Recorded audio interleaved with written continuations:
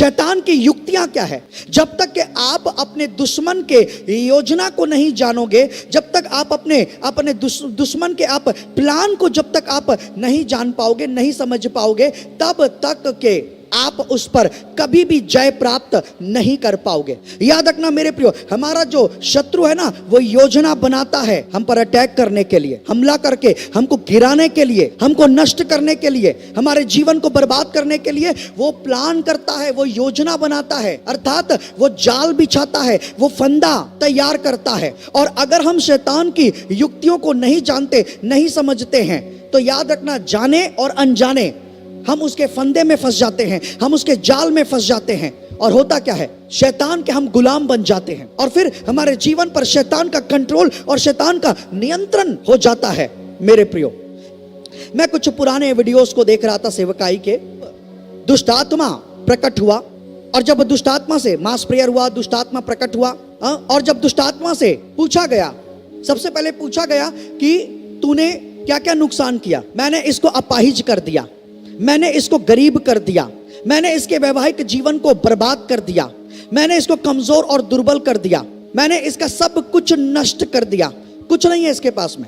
और जब पूछा गया दुष्ट आत्मा से कि कैसे तुम ये करते हो, कैसे किसी के जीवन में तुम घुस जाते हो, तब वो दुष्ट आत्मा भेद प्रकट करता है और बताता है कि जब कोई परमेश्वर की आज्ञा का उल्लंघन करता है तो वो हमको अवसर देता है और हम उसके अंदर घुस जाते हैं और उसके जीवन को बर्बाद कर देते हैं। तो इसके जीवन में कैसे घुसा? डर, हमने इसके मन में डर डाला और जब इसने उस डर को रिसीव किया, जब ये डरने लगी, तब हम इसके अंदर में घुस गए।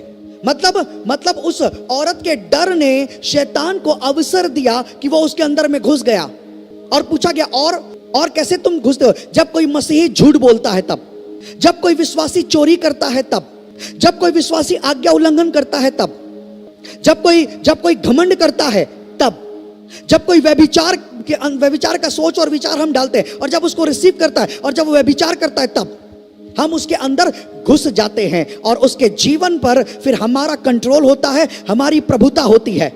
और जिसके जीवन पर हम घुस जाते हैं, जिसके शरीर में हम घुस जाते हैं और जिसके जीवन पर हमारा कंट्रोल होता है, हम उसके जीवन को बर्बाद कर देते हैं।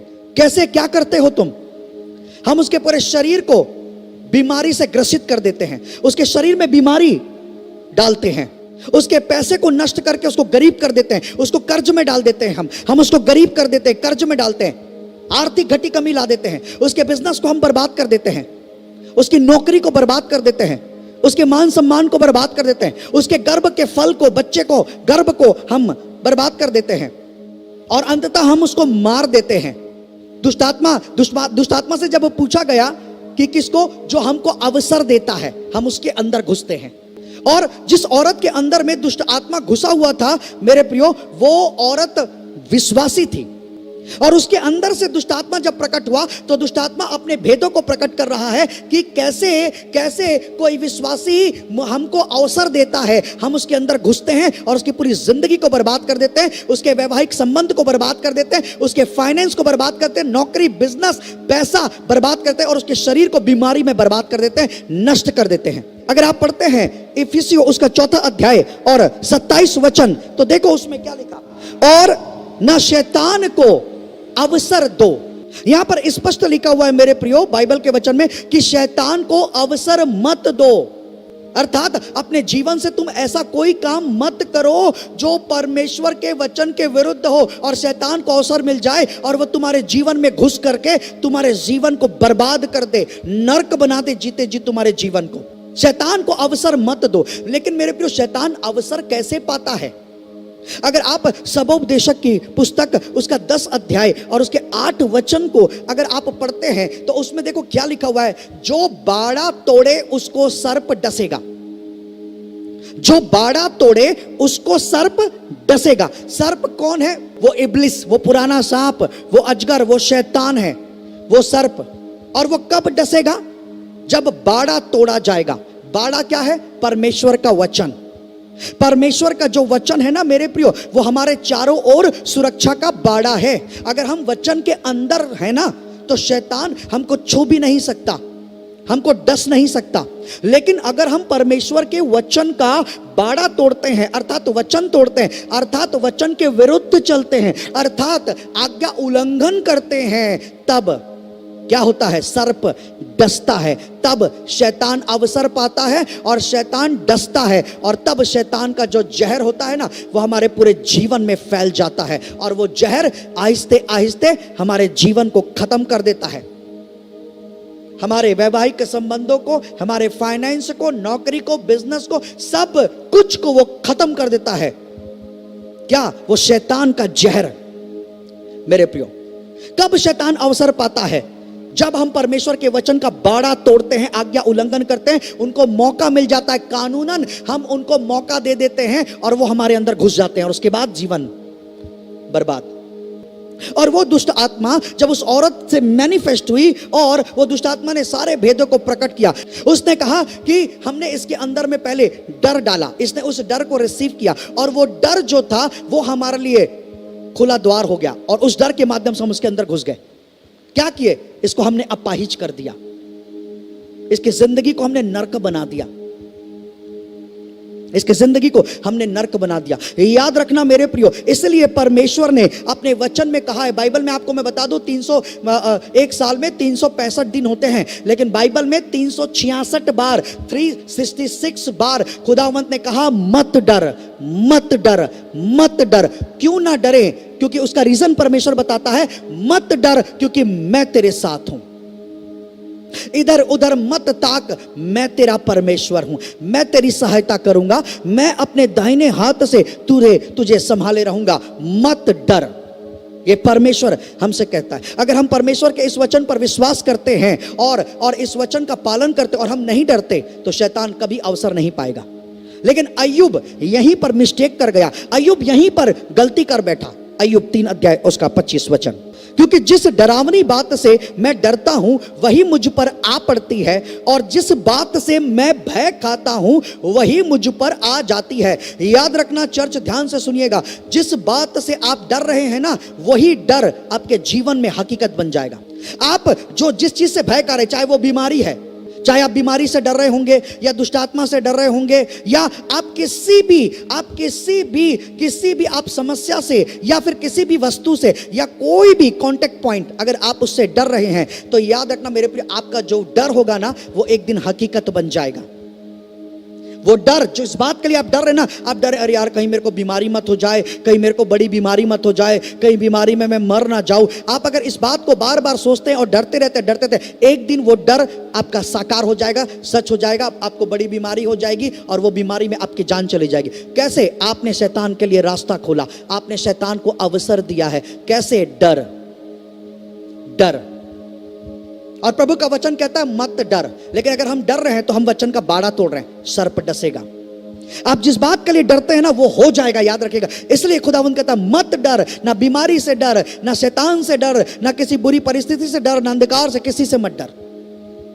लेकिन अय्यूब ने यहां पर गलती कर दिया मेरे पे। अय्यूब डरता था, अय्यूब हमेशा डरा करता था कि मेरे बच्चे लोग कहीं पाप ना कर जाएं। अय्यूब के बच्चे थे, 7 बेटे और 3 बेटियां थी, और वो हमेशा डरता रहता था कि कहीं मेरे बच्चे लोग पाप ना कर दें। तो वो भोर में उठ करके हमेशा होम बलि और मेल बलि चढ़ाया करता था अपने बच्चे के लिए, क्योंकि वो हमेशा डरता था कदाचित मेरे बच्चे पाप करके कहीं मर ना जाएं।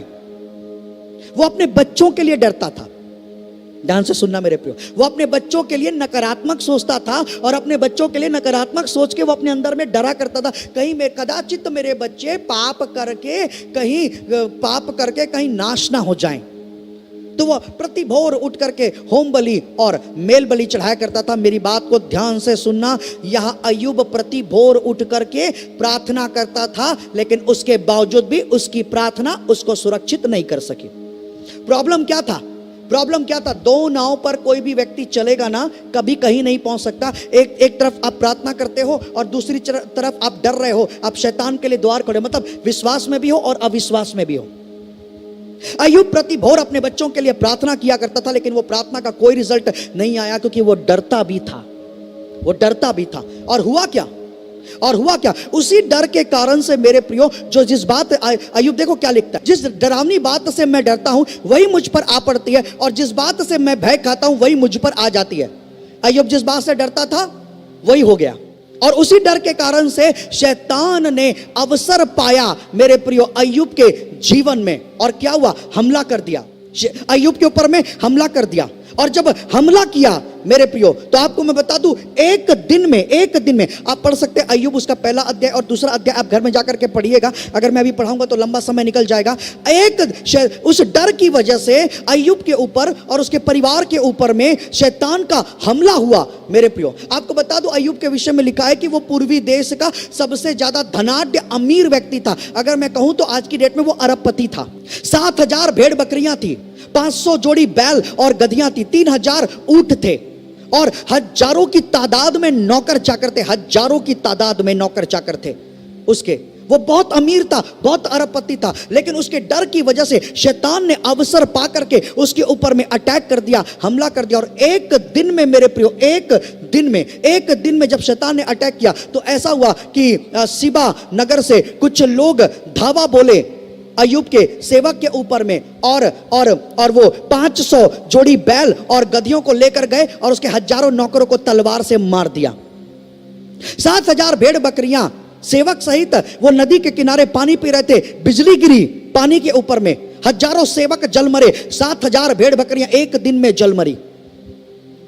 3,000 ऊंटों को सेवक चरा रहे थे, 3,000। तो कसदी से कुछ लोगों का दल आया, कुछ डाकुओं का दल आया, और 3,000 ऊंटों को वो लूट करके लेकर चले गए और हजारों सेवकों को मार दिया।